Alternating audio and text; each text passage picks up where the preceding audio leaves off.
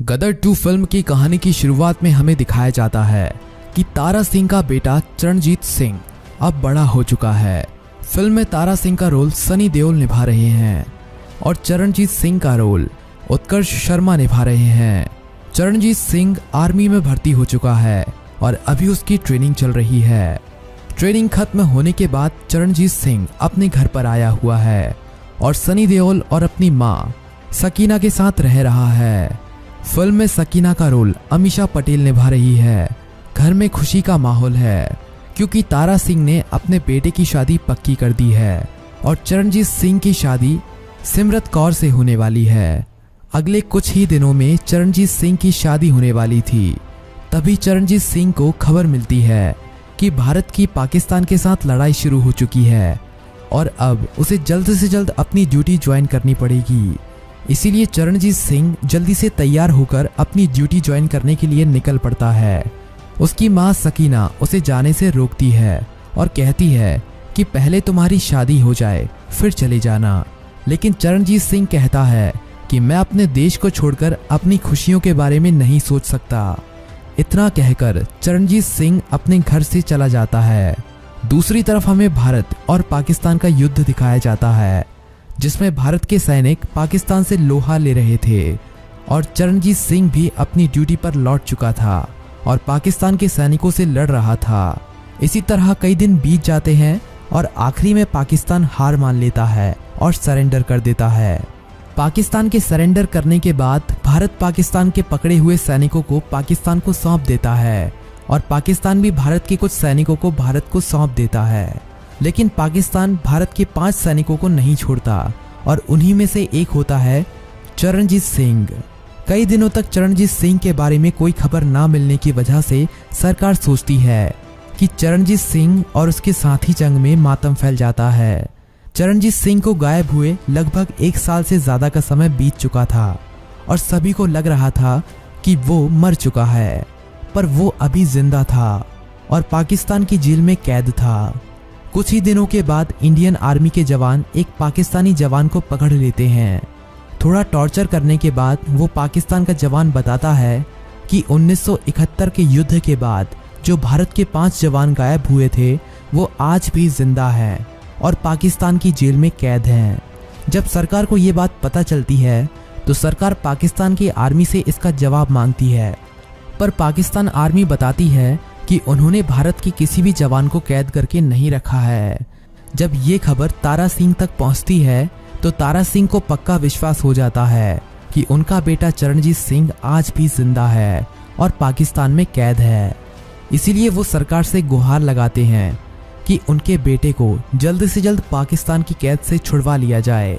सरकार कहती है कि हमारे पास ऐसा कोई सबूत नहीं है जिससे ये साबित हो सके कि चरणजीत सिंह और उनके कई साथी आज भी पाकिस्तान की कैद में हैं। कुछ दिनों तक सरकार का इंतजार करने के बाद तारा सिंह खुद फैसला करता है कि वो पाकिस्तान जाएगा और अपने बेटे को वहां से छुड़वाकर भारत वापस लाएगा। दूसरी तरफ हमें दिखाया जाता है कि पाकिस्तान का एक आर्मी ऑफिसर जिसका नाम मोहम्मद है, फिल्म में मोहम्मद का रोल रोहित चौधरी निभा रहे हैं। वो जेल में आया हुआ है। जेल में हमें अब चरणजीत सिंह की एक झलक देखने को मिलती है जो काफी बुरी हालत में है और उसके शरीर के कई हिस्सों से खून भी बह रहा है। चरणजीत सिंह के साथ हमें भारत के और भी कई सैनिक दिखाए जाते हैं जिनको बड़ी बेरहमी से पाकिस्तान की इस स्पेशल जेल में रखा हुआ था। लंबे समय से मोहम्मद चरणजीत सिंह और उसके साथियों को टॉर्चर कर रहा है जिससे वो भारत की सेना के कुछ इंपॉर्टेंट हथियार और स्पेशल जगहों के बारे में जान सके, जिसकी मदद से वो भारत में अपने आतंकवादियों को घुसा सके और 1971 के हारे हुए युद्ध का बदला ले सके। मोहम्मद चरणजीत सिंह और उसके साथियों को काफी टॉर्चर करता है लेकिन इनमें से कोई भी अपना मुंह नहीं खोलता। इसलिए मोहम्मद अपने सिपाहियों से कहता है कि इन्हें ना ही मरने देना है और ना ही जीने देना है। जब तक इनके शरीर से इनकी जान ना निकल जाए तब तक इनसे सच उगलवाते रहो। दूसरी तरफ हमें तारा सिंह को दिखाया जाता है जो पाकिस्तान में जाने की तैयारी कर रहा था और सरकार को बिना बताए एक सरकारी अधिकारी की मदद से तारा सिंह पाकिस्तान में जाने वाली एक मालगाड़ी में बैठकर पाकिस्तान तक तो पहुंच जाता है, लेकिन वो वहां पर किसी को जानता नहीं था और उसे ये भी नहीं पता था कि पाकिस्तान की आर्मी ने उसके बेटे चरणजीत सिंह को कहां पर छुपा के रखा है।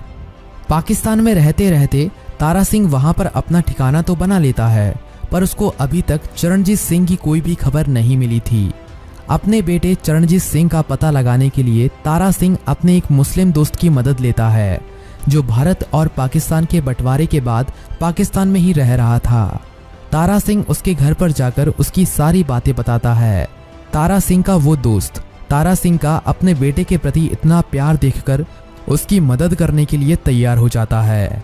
तारा सिंह का मुस्लिम दोस्त तारा सिंह को कहता है कि मुझे ये तो नहीं पता है कि तुम्हारा बेटा चरणजीत सिंह पाकिस्तान की किस जेल में कैद है, पर मेरा एक अच्छा दोस्त पाकिस्तान की आर्मी में बड़ा अफसर है, उसको शायद पता होगा कि भारत के सैनिकों को पाकिस्तान की किस जेल में रखा जाता है। तारा सिंह का वो मुस्लिम दोस्त अपने उस बड़े आर्मी ऑफिसर दोस्त को अपने घर पर एक दिन खाना खाने के लिए बुलाता है। उस दिन तारा सिंह भी वहां पर मौजूद होता है। तारा सिंह बातों बातों में उस ऑफिसर से अपने बेटे की उस जेल के बारे में पूछता है जहां पर उसको कैदी बनाकर रखा गया था। वो ऑफिसर बताता है कि भारत के पकड़े हुए आर्मी जवानों को पाकिस्तान की एक अंडरग्राउंड जेल में रखा जाता है, जो हाई सिक्योरिटी एरिया में है। इस जगह पर आर्मी के अलावा किसी को भी नहीं जाने दिया जाता। तारा सिंह को अपने बेटे के ठिकाने का तो पता चल जाता है, लेकिन वहां तक पहुंचा कैसे जाए। तारा सिंह उस जेल में जाने का प्लान बनाने लगता है। तारा सिंह प्लान बनाता है कि वो रात में उस जेल में जाएगा और वहां पर पाकिस्तान की आर्मी की ड्रेस में जाएगा, तो उस पर कोई शक भी नहीं करेगा। कुछ ही दिनों के बाद तारा सिंह उस जेल में पहुंच जाता है। चारों तरफ अंधेरा ही अंधेरा था और इस अंधेरे के बीच में तारा सिंह पाकिस्तान की आर्मी के एक जवान को पकड़ लेता है और उसे वहीं पर मारकर उसकी ड्रेस पहनकर उस जेल में उसी जवान का आई कार्ड इस्तेमाल करके घुस जाता है। तारा सिंह जेल के काफी अंदर तक चला जाता है, पर किसी को उस पर शक नहीं होता। लेकिन तारा सिंह को चरणजीत सिंह के बारे में कोई खबर नहीं मिलती। तभी उसको एक जवान के चिल्लाने की आवाज आती है, जिसको जमीन के अंदर कैद करके रखा गया था। तारा सिंह उस अंडरग्राउंड जेल का दरवाजा खोलता है तो उसे भारत के कुछ जवान दिखते हैं और उन्हीं के बीच में होता है चरणजीत सिंह। चरणजीत सिंह की इतनी बुरी हालत देखकर तारा सिंह भी वहां पर रोने लगता है और उनसे कहता है कि घबराओ मत, मैं आ गया हूँ, मैं अब हर एक जवान को वापस भारत ले जाऊंगा। तारा सिंह एक एक जवान को वहां से निकालना शुरू करता है और आखिरी में चरणजीत सिंह को लेकर वहां से निकल जाता है। बीच में कुछ जवान तारा सिंह को देख लेते हैं और उनका पीछा करने लगते हैं। तारा सिंह उन सभी भारत के जवानों को आगे भेज देता है और जो पाकिस्तान के जवान इनका पीछा कर रहे थे उन सभी जवानों को वहीं पर मार देता है। तभी पूरी जेल में भगदड़ मच जाती है कि भारत के सभी जवान जेल से भाग गए हैं।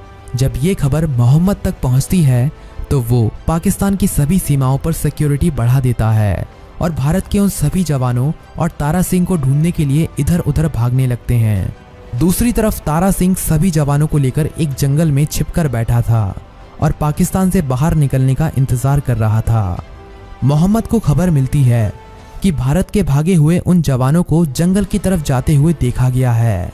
तभी मोहम्मद अपने जवानों की एक टुकड़ी को लेकर जंगल की तरफ रवाना होता है।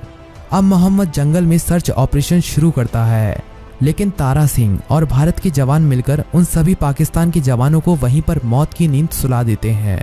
मोहम्मद कई बार इन पर हमला करता है, लेकिन तारा सिंह अपनी चतुराई से और अपनी ताकत से इन सभी जवानों को या तो वहां से भगा देता है या उन्हें मार देता है। तभी तारा सिंह को पता चलता है कि इसी जंगल में एक नदी बहती है जो आगे चलकर भारत की सीमा में दाखिल होती है। तारा सिंह इस नदी के जरिए ही भारत में जाने का प्लान बनाता है। तारा सिंह उन सिपाहियों की मदद से नाव बनाना शुरू करता है। एक ही दिन में तारा सिंह नाव बनाकर तैयार कर देता है और रात में उस नदी की मदद से भारत की सीमा में दाखिल होने का प्लान बनाता है। लेकिन मोहम्मद भी जानता था कि इसी जंगल के अंदर से एक नदी बहती है जो सीधा भारत में जाती है। इसीलिए मोहम्मद भी नदी पर नजर रखना शुरू कर देता है और जहां से ये नदी भारत की सीमा में दाखिल होती थी वहां पर अपने सैनिक की एक टुकड़ी खड़ी कर देता है। अब तारा सिंह अपने सभी जवानों को रात में उस नदी की मदद से भारत की सीमा में दाखिल होने ही वाले थे, तभी मोहम्मद के जवान इन्हें देख लेते हैं और उन पर हमला शुरू कर देते हैं। लेकिन तारा सिंह और भारत के वे जवान जो पाकिस्तान की सेना से हथियार छीने थे, उन्हीं से इनके ऊपर हमला शुरू कर देते हैं। अब ये भारत की सीमा से थोड़ी दूरी पर ही थे। तभी मोहम्मद भी वहां पर पहुंच जाता है और अब तारा सिंह और मोहम्मद का आमना सामना होता है। तारा सिंह मोहम्मद को मार देता है और भारत की सीमा में दाखिल हो जाता है। भारत की सीमा में दाखिल होते ही भारत की सेना इन्हें पहचान लेती है और इन सभी को वहां से सीधा अपने हेडक्वार्टर्स ले जाती है और फिल्म यहीं पर खत्म हो जाती है।